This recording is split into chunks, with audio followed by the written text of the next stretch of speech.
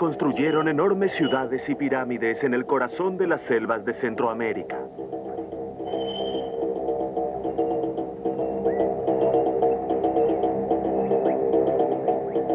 Observaron y registraron los movimientos de las estrellas y los planetas con una exactitud que asombra a la ciencia moderna.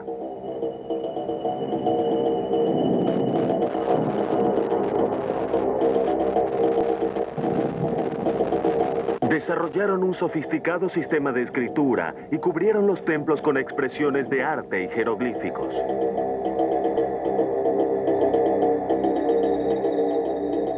Pero durante 1000 años, los secretos de su imperio y de su destrucción han sido silenciados por labios de piedra sellados. Su historia, tan expuesta ante nuestros ojos, ha estado fuera de nuestro alcance, encerrada en símbolos que nadie pudo descifrar hasta ahora. Recientes descubrimientos han empezado a revelar los misterios de los mayas y el implacable propósito de su observación en el cielo.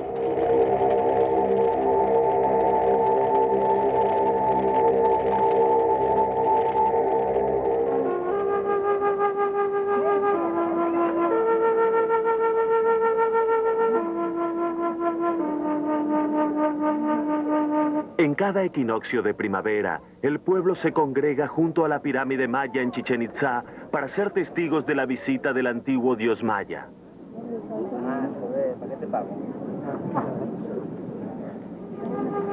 Y en la noche más larga, aparece la gran serpiente emplumada, conocida por los mayas como Kukulcán, deslizándose hacia abajo por las gradas del templo.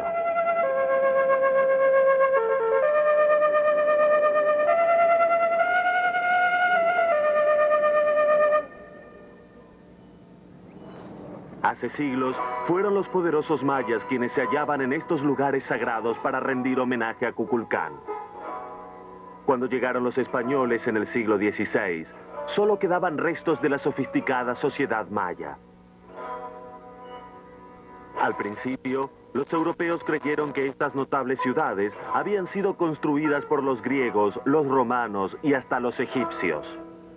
Pero en los edificios se encontraron imágenes misteriosas y escrituras grabadas y empezaron a aprender los secretos de los mayas, registrados en piedra y en libros hechos de corteza de árbol.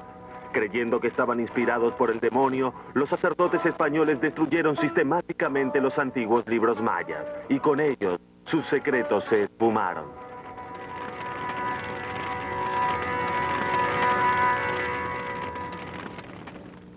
Milagrosamente, 4 libros sobrevivieron a la devastación, y solo recientemente hombres eruditos han podido descifrar una sorprendente información sobre esta civilización desaparecida y sobre la precisión de su astronomía.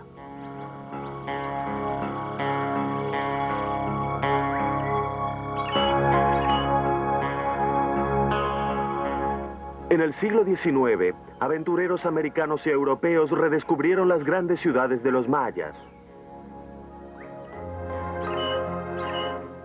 Encontraron pirámides y palacios, pero no encontraron señales de fortificaciones.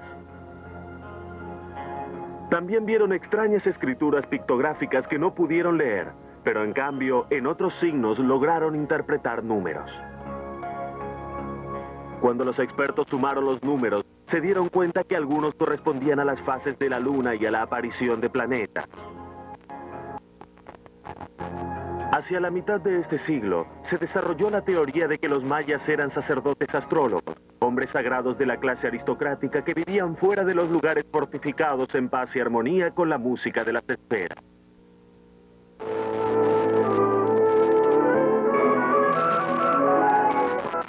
En la década del 40, el concepto pacífico de los mayas llevó al director de cine Haile Halley a crear una imagen idílica. Los representó siguiendo el modelo de los indios lacandones de la misma región.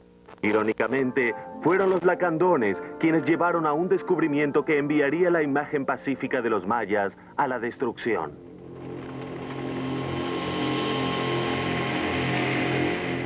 Bonampak, Un palacio maya en ruinas, oculto en medio de la selva de Chiapas, reveló una serie de murales sorprendentes en los que se describen torturas, métodos de guerra y muerte.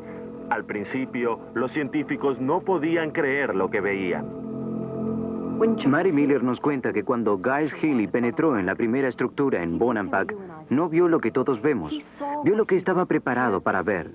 Vio sacerdotes astrólogos, vio mayas anónimos pacíficos, y así no pudo ver la batalla enfurecida que se mostraba a sus ojos. Cuando él observaba y cuando otros observaron escenas en las que arrancaban uñas y se cercenaban dedos, se preguntaron si los mayas habrían estado hundiendo las manos en pintura. ¿Por qué toda esa sangre? Hasta hace unos pocos años, los hombres de ciencia creyeron que la observación del cielo y los calendarios mayas estaban dedicados puramente a la observación religiosa. Bonampak los obligó a cambiar de idea. Entro en la segunda sala. Lo que veo son cautivos casi escapando del marco de la imagen. Los retienen apresados por los cabellos. En un caso se ve cuando le arrancan el corazón. Otras partes del cuerpo son arrojadas al aire. Caen los escudos, las lanzas se rompen. Es una imagen notable que transmite la sensación del caos de la guerra. Esto está en 3 muros, y luego, en el 4.º muro, cuando uno gira, se sienta y ve la presentación de los cautivos. De pronto ve sus cuerpos desnudos, estos cuerpos elegantes, sensuales, a los que se ha arrancado todo atuendo, joyas preciosas, hermosas plumas verdes. Todos ellos son objeto de pillaje y saqueo para ser presentados al rey. Ya en los años 80, los bondadosos, pacíficos sacerdotes, astrólogos, se han transformado indiscutiblemente en reyes sedientos de sangre que celebraban sus reinados de guerra y sacrificio, señalándolos en calendarios astronómicos. Esas fechas y la decodificación de la escritura maya revelaría el nexo crucial entre la observación del cielo, los sacrificios humanos y la construcción de ciudades.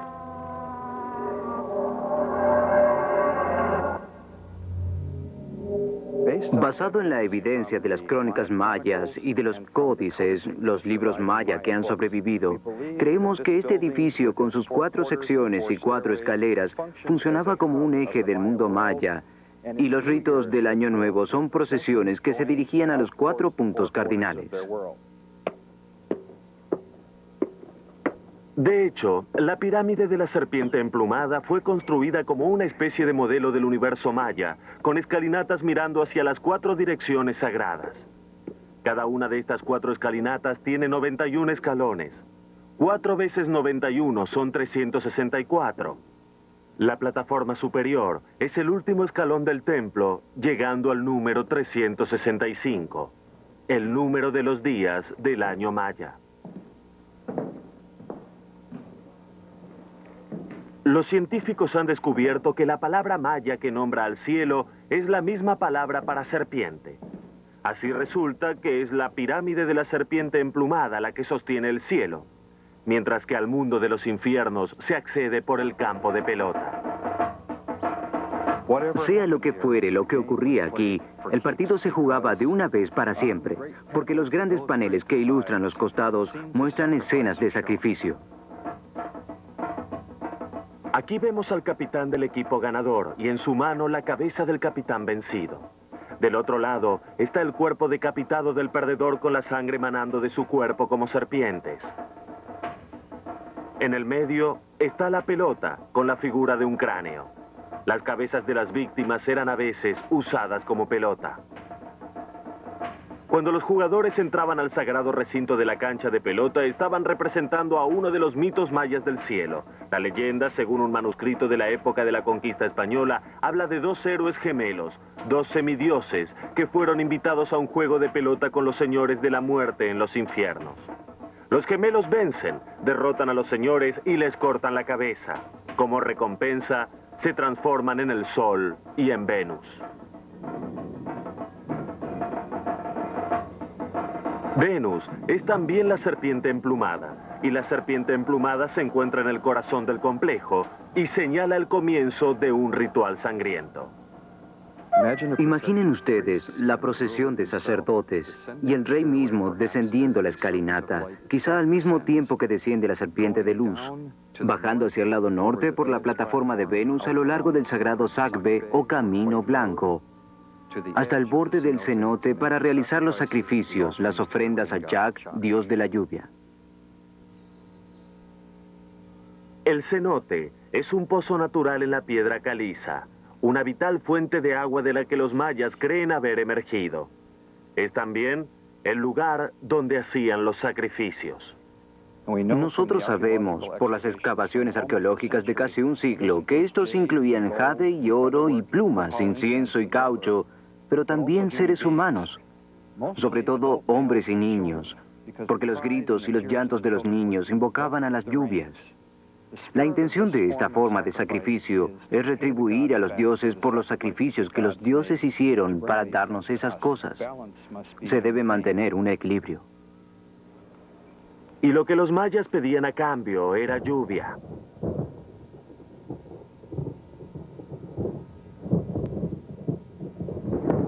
Anthony Ebeny, un arqueoastrónomo pionero, investiga los nexos entre la religión maya y su astronomía. Los mayas relacionaban a Venus, el planeta Venus y su movimiento con la lluvia. Nosotros observamos el cielo de lluvias y decimos, bueno, es anual. ¿Cómo pudo conectarse a Venus con la estación de las lluvias? Lo que preocupaba a los mayas no era cuándo aparecía Venus, sino por cuánto tiempo desaparecía antes de aparecer nuevamente. Y la verdad es que Venus desaparece por el periodo más breve durante el invierno y durante el periodo más largo durante el verano. Y ellos observaron esta correlación, esta conexión oculta entre la desaparición de Venus y las lluvias. Para los agricultores mayas, la observación de Venus tenía un valor práctico.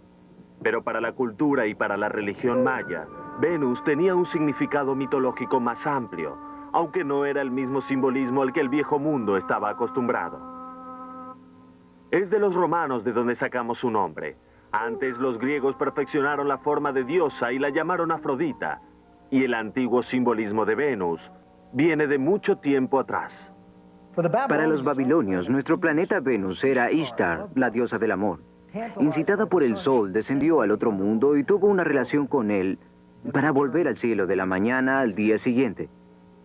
Pero para los mayas, Venus era Kukulcán, la deidad de la serpiente emplumada que partió, murió, bajó a los infiernos y luego resucitó.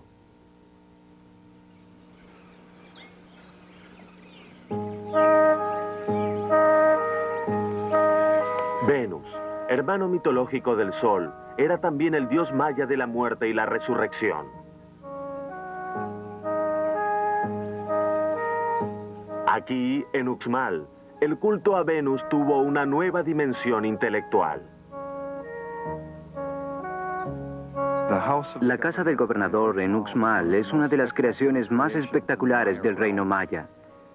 Creemos que perteneció a alguien llamado Lord Jac, un individuo que tomó su nombre del dios maya de la lluvia.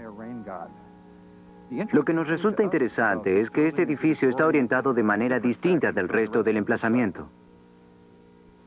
La estructura entera está construida sobre un promontorio artificial de 400 metros de largo. Los científicos descubrieron que el edificio tiene una variación de 20 grados con respecto a la ubicación del resto de las construcciones. Si uno sube y mide la alineación hacia afuera de la puerta del frente, se ve en el horizonte hacia el sudeste una pequeña protuberancia que resulta ser una pirámide maya ubicada intencionalmente en ese eje. Esta pirámide está ubicada en las ruinas de una ciudad maya y es la única estructura hecha por el hombre entre Uxmal y el horizonte. Entonces, si se mide la alineación, descubrimos que es la posición más al sur del planeta Venus. Nuevamente, los astrónomos usaron equipos de precisión y pudieron determinar que los mayas conocían el punto exacto del horizonte en el que Venus invierte la dirección de su curso una vez cada 8 años.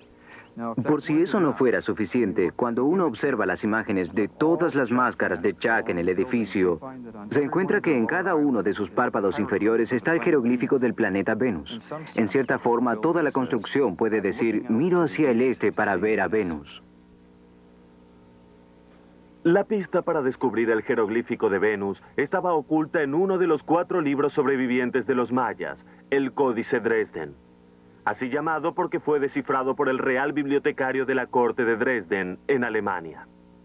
A fines del siglo XIX, los científicos empezaron a estudiar los patrones de numeración en el Códice Dresden.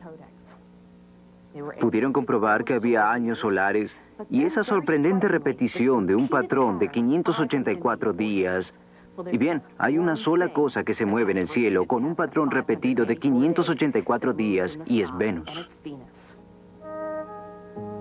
Aquí, en una construcción cercana, hay 584X en la piedra, el número exacto de días del ciclo de Venus.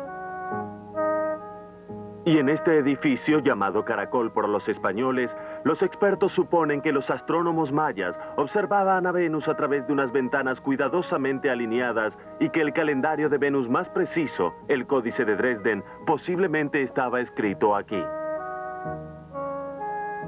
El códice revela que los astrónomos mayas desarrollaron un sistema de una exactitud increíble para predecir la posición exacta de Venus a través de su cielo de 8 años, tan exacto que su margen de error es de 2 horas en 500 años. La pregunta es, ¿por qué tal exactitud?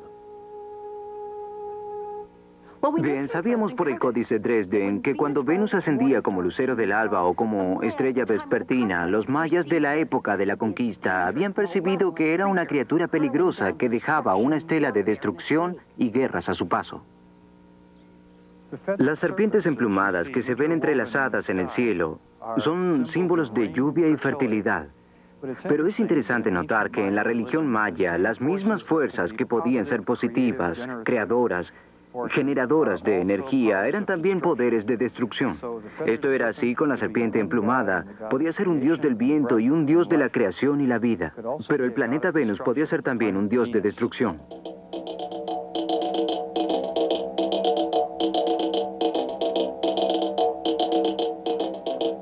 De modo que la diosa del amor del mundo antiguo es el dios de la guerra y el sacrificio en el nuevo mundo maya, la gran serpiente emplumada, Kukulcán. Pero los aspectos más oscuros de la influencia del planeta todavía no han sido descubiertos. Volviendo a Bonampak, en las mismas imágenes de guerra y de torturas que ya habían frustrado la ilusión de una astronomía maya benevolente, Mary Miller y sus colegas encontraron una clave oculta, una fecha en el calendario maya de Venus. Verano de 1980. Yo había empezado recién a investigar esas fechas, tratando de resolver el misterio de lo que parecían ser constelaciones en la parte superior de la sala 2 en Bonampak. Por encima de la escena de sacrificios había 2 constelaciones mayas, la pareja de Pecaríes y la Tortuga, cuya caparazón revela 3 estrellas que corresponden al cinturón de Orión. Fui al planetario y proyecté las constelaciones de mucho tiempo atrás hasta que llegamos a la mañana del 2 de agosto del 792. La astronomía moderna le permitió a Miller contemplar el cielo maya. ¿Y qué pasó en esa mañana? Venus ascendió brillante por primera vez como lucero del alba después de su periodo de oscuridad. Y allí estaba, entre las constelaciones. Parecía una correspondencia perfecta con el muro de Bonampak. Los mayas señalaban la iniciación de otro ciclo de Venus y el comienzo de la danza estelar salvaje de Venus con el Sol. Aunque no habían imaginado un modelo copernicano del sistema solar en el que la Tierra gira alrededor del Sol, sus predicciones establecían una correspondencia entre el ciclo de Venus de 584 días y entre la Tierra de 365 días. Cuando Venus pasa entre nosotros y el Sol, el brillo del Sol hace que Venus desaparezca de la vista durante 8 días.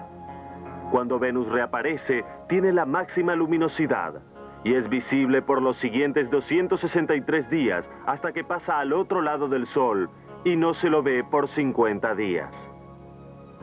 Después que vuelve a surgir, es visible por otros 263 días hasta que pasa entre el Sol y la Tierra y el ciclo se repite.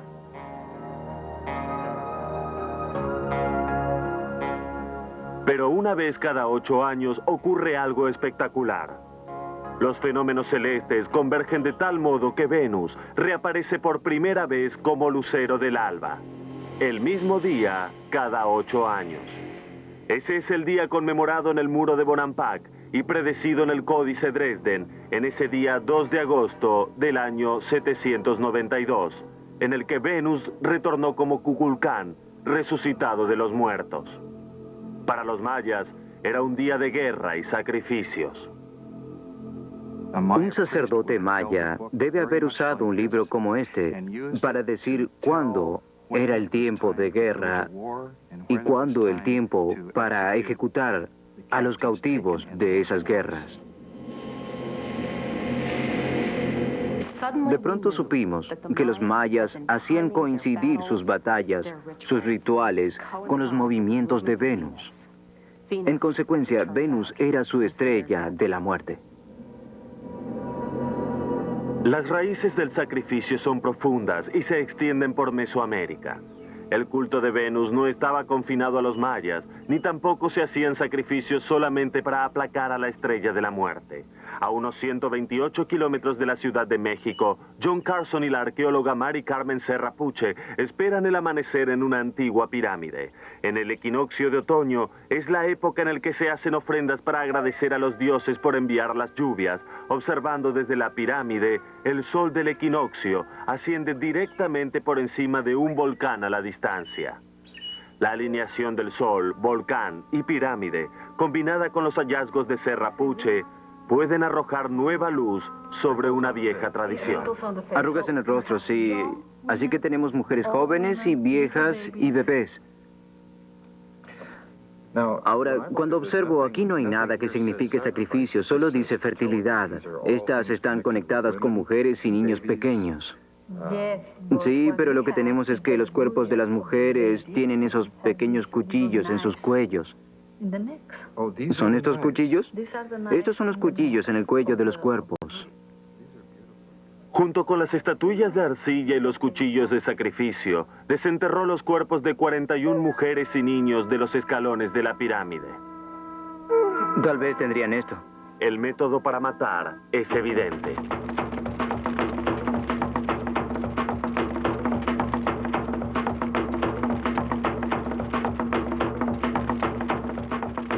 Al pie de la pirámide, en esta piscina, se ofrendaba sangre por lluvia.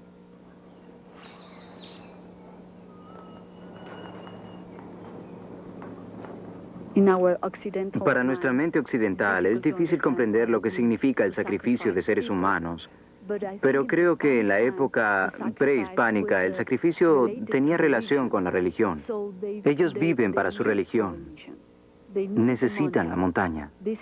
Esta es una montaña muy importante que trae lluvia y el sol naciendo cada día. De modo que la astronomía, la arqueología y los antiguos escritos se unen para revelar el culto de la diosa de la montaña. Pero cerca de la pirámide, en las ruinas del palacio de Cacaxtla, otro descubrimiento nos cuenta que las mujeres no eran las únicas víctimas aquí. En sus murales se pudo descifrar un segundo culto de sacrificio relacionado con el cielo. Desenterrados en 1975, estos murales muestran prisioneros después de una batalla a punto de ser sacrificados. Un guerrero vencido, en un ropaje emplumado, se ve humillado frente a su captor. 3 ciervos, el guerrero jaguar. Otros cautivos yacen alrededor y se ven salir sus entrañas por las heridas abiertas. Lo que emociona es que estamos viendo personas de verdad. Estamos mirando la historia real. El señor 3 ciervos, el capitán del pueblo de los Cacaxtla, y cuando vemos los momentos finales de la vida del guerrero cautivo, vemos cómo ambos se miran fijamente y él sostiene las manos en actitud de sumisión, pero su rostro es fuerte, es altivo, sabe a dónde va y sabe que su fin se acerca. Esta es la clase de historia que es realmente interesante, porque generalmente en arqueología solo tenemos huesos secos y fragmentos de vasijas. Los victoriosos Cacaxtlans fueron un pueblo importante de México en tiempos turbulentos. Cuando se produjo una reacción en cadena por toda América Central, nuevos grupos emergieron del caos, hábiles para la batalla. Entre ellos estaban los Cacaxtlans. Estos pueblos eran parte del cambio que ocurrió cuando las grandes civilizaciones entraron en crisis. Y cuando ellos vieron su oportunidad, se establecieron en un lugar estratégico para su comercio y dominaron la región. Así que los murales celebran una victoria de Cacaxtla. Y juzgando por el aspecto y la vestimenta de los prisioneros torturados, sus víctimas son mayas. Es una obra de arte realizada muy cuidadosamente. En ella se representan mayas sometidos, humillados, decapitados y desmembrados. Es posible que los Cacaxtla aprovecharon las luchas internas que tuvieron lugar entre los reyes mayas cuando empezaron a deslizarse los síntomas de decadencia. A veces nos hemos preguntado cómo habrá sido el fin del periodo maya. Bien, Cacaxtla es un poco una ventana por la que podemos mirar. No es una fotografía, pero es una ventana en la que se ven estos mayas, lejos de sus tierras, con sus típicas facciones, elegantemente ataviados, siendo salvajemente aplastados, casi aniquilados por estos victoriosos centromexicanos en sus pieles de jaguar y de serpiente. Y como los mayas de Bonampak, los guerreros Cacaxtla han invocado al espíritu de Venus, marcando el mural con el jeroglífico de Venus como el hueco del alba. El golpe mortal a los mayas viene de su dios de la guerra y el sacrificio, Venus, el mismo culto que llevó a los mayas a tan grande altura intelectual e inspiró su tan ingeniosa astronomía. Es casi como si guiados por Venus pudiéramos ver el inevitable fin de los mayas. Por el año 909, el último calendario maya fue escrito en la piedra. Poco después, empujados por fuerzas externas e internas, la gente abandonó las grandes ciudades. Hay muchas teorías sobre la caída de los mayas: hambre, superpoblación, guerras excesivas y hasta revoluciones. Los científicos y estudiosos continúan develando secretos. Pero la verdad última sobre el fin de la gran civilización maya estará seguramente en sus propias palabras, en libros en corteza de árbol, en labios de piedra, o quizás hasta en el cielo.